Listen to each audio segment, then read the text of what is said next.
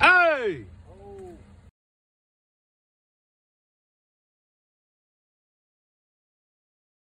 Well, they ended up having him stop at the guard shack. They got his driver's license information. Once they got it, they took a statement from him, which he lied on the statement of what exactly happened. And then they let him go on into work as if nothing had happened. I signed a warrant for the guy's arrest that hit me. That's been a month ago. They have yet to pick him up, even though he's going in and out of the entrance to that mine where the local sheriff's office are stationed at. They could easily pick him up if they wanted to. It makes us more driven to prove a point that we're going to be there one day longer than they can be.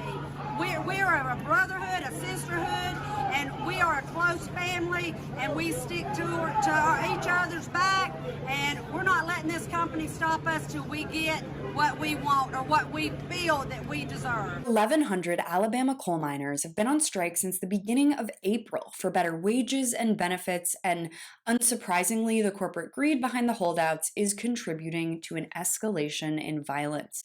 Echoing the call of many independent journalists and podcasters, where is the mainstream media attention on the Alabama miners' strike? I'm Caroline Johnson. Thanks for watching. 1,100 Alabama coal miners have taken to the streets of New York City to demand fair wages and necessary healthcare protections at the offices of the company's largest shareholder, the asset manager BlackRock.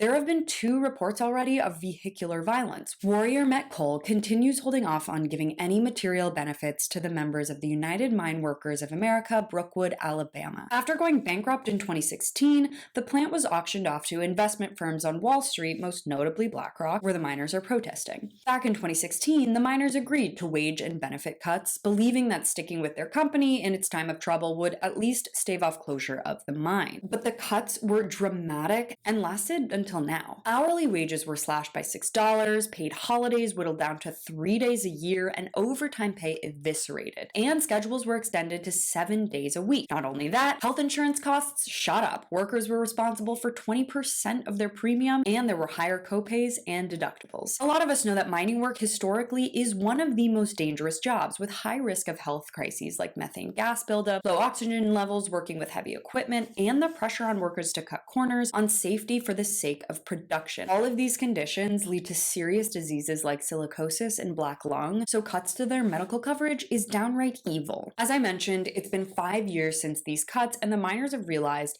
that they were duped by Warrior Met. Many independent journalists have noted how sparse media coverage of this enormous strike is, but journalists like Kim Kelly have been on the front lines urging people to pay attention as now the violence increases. Over a dozen strikers have been arrested, and 2 incidents of vehicular violence have occurred so far. The testimony of many of these miners is heartfelt and impassioned, and I'd love to share some of those stories. A miner, James Terweek, says, "We were required to work 6, sometimes 7 days a week for 12 hours a day. We worked on a 4-strike system, which meant missing 4 days in a year resulted in termination. The only thing that was accepted as an excuse was a death in the immediate family. We had to work sick with the flu and many other illnesses in fear of losing our jobs." Mike Wright, 45, a Brookwood miner on strike, said, "It's about time to get what we deserve. We brought this company out of bankruptcy. We deserve to get back what we had." I think we all can agree that the terms the miners are calling for are nothing short of fair and equitable, so how has it been 4 months and no movement? Of course, BlackRock could stop the strike any day by giving the miners the wages and protections they deserve, but we all know how prevalent corporate greed is in 2021, so there isn't really a surprise there. What is shocking is the silence of the mainstream media that contributes to allowing these untenable working conditions to perpetuate unchecked. The Appalachia podcast pointed out in June that despite increasing energy of the strike, cable news spent more time investigating cicadas on Joe Biden's airplane.